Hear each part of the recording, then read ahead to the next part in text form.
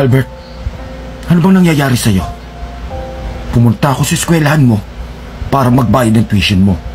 Sabi ng mga teacher mo, hindi ka pumapasok. Anong problema mo? Ano bang nangyayari sa'yo?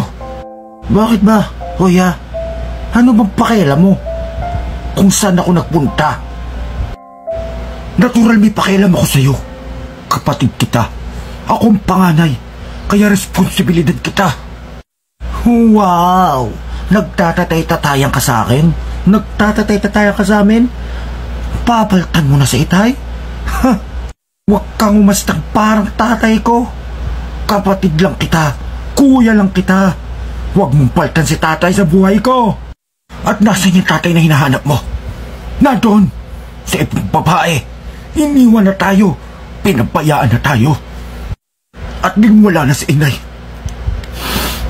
Ako na tatay yung magulang. Ako na tatay yung ama't ina nyo. Ngayon, namatay na si inay. Maghahari-harian ka na dito. Mag-aasta ka ng magulang namin. At sino namang nagsabi sa'yo na bayaran ng tuition ko? Pinababayaran ko ba sa'yo? Ha? Sino namang may sabi sa'yong gusto kong maging responsibilidad mo? Ingrato ka. Wala kang utang na loob. Yes, kung yan ang gusto mo sa buhay mo, sige, lumayas ka. Wala na akong pakialam sa'yo. Ikaw na ang tinutulungan. Ako pang nagiging masama. Inaako ko na nga responsibilidad bilang magulang. Ako pa ang masama. Wala kang utang na loob.